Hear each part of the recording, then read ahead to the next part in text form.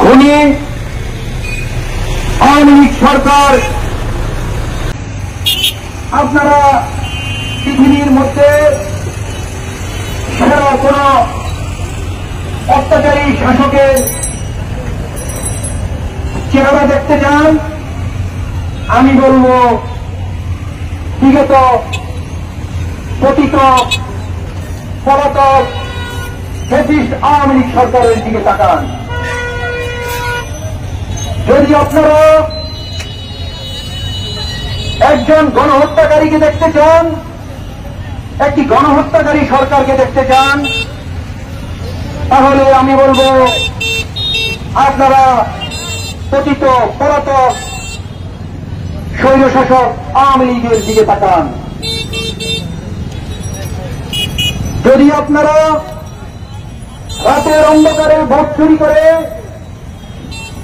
নিজে নিজে সরকার গঠন করার মতো একটি রাজনৈতিক দলকে সরকারকে দেখতে চান, তবে আমাদের বাংলাদেশের ঘৃণিত নিন্দিত পতিত পলাতক স্বৈরশাসক আওয়ামী সরকারের দিকে তাকান। আপনারা যদি নির্বাচন নামের প্রহসন, ভাগাভাগির নির্বাচন, প্রশাসনের নির্বাচন দেখতে চান, তাহলে আমি বলবো পতিত পলাতক স্বৈরশাসক আওয়ামী লীগের দিকে তাকান। আপনারা যদি শান্তিপূর্ণ সমাবেশে নির্বিচারে গুলি করে মানুষ হত্যা করার মতো একটি সরকার দেখতে চান, তাহলে আমি বলবো সেই পলাতক আওয়ামী লীগ সরকারের দিকে তাকান। আপনারা যদি একটি খুনের সরকার দেখতে চান, শত শত মানুষকে ধরে নিয়ে যারা গুম করে ফেলেছে, আয়না করে আটক করে রেখে নির্যাতন করেছে, আমি বলবো সেই পতিত পলাতক স্বৈরশাসক আওয়ামী লীগের দিকে তাকান। আপনারা যদি নির্বিচারে শান্তিপূর্ণ সমাবেশে যে বৈষম্যমূলক আন্দোলনে নির্বিচারে গুলি করে ছাত্র সমাজ ছাত্র জনতাকে হত্যার মতো একটি সরকারকে দেখতে চান, তাহলে আমি বলবো আওয়ামী লীগ সরকারের দিকে তাকান। প্রিয় এলাকাবাসী, সকাল থেকে সন্ধ্যা পর্যন্ত চলে যাবে, দিনের পর দিন চলে যাবে, রাতের পর রাত চলে যাবে, এই ফ্যাসিস্ট আওয়ামী লীগ সরকারের দুঃশাসনের চিত্র বর্ণনা করে শেষ করা যাবে না। প্রিয় এলাকাবাসী, আপনারা দেখেছেন বহু লোক মারা গেছে, কিন্তু তাদের নামেও এই ফ্যাসিস্ট সরকার মামলা দিয়েছে, গায়েবী মামলা। বহু লোক দেশে ছিল না, বিদেশে ছিল, তাদের নামেও আওয়ামী লীগ সরকার গায়েবী মামলা দিয়েছে। 20 বছর আগে মৃত্যুবরণ করেছে যারা, তাদের ভোটও রাতের অন্ধকারে এই আওয়ামী লীগ দিয়ে দিয়েছে।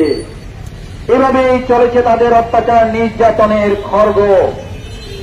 তারা বছরের পর বছর এই জাতির ঘাড়ে ভূতের ন্যায় চেপে বসেছিল। তাদেরকে এদেশের মানুষ ভোট দেয়নি, এদেশের মানুষ কখনো তাদেরকে সমর্থন দেয়নি।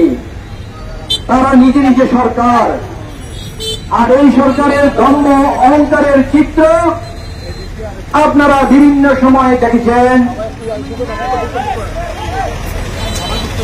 পলাতক ওবায়দুল কাদের, তার বক্তব্য আপনারা বারবার শুনেছেন। সে বলেছিল দেখতে দেখতে 5 বছর, এবারও ক্ষমতায় তারা আরো থাকবে 5 বছর, 41 সাল পর্যন্ত তারা ক্ষমতায় থাকবে। আর আন্দোলন সংগ্রাম নিয়ে কটূক্তি করেছিল, তাদের সেই দম্ভ, তাদের সেই অহংকার চূর্ণ বিচূর্ণ করে দিয়েছেন মহান আল্লাহ তাআলা। সাধারণ শিক্ষার্থী এবং জনতার গণ আন্দোলনের মুখে পৃথিবীর ইতিহাসে বিরল এমন ঘটনা এই স্বৈর শাসক দেশ ছেড়ে পালিয়ে গেছে।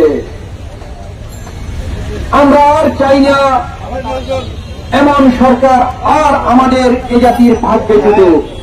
আপনারা জানেন এই ফ্যাসিস্ট সরকারের রোশানলে পরে সাগর রুনি জীবন দিতে হয়েছিল।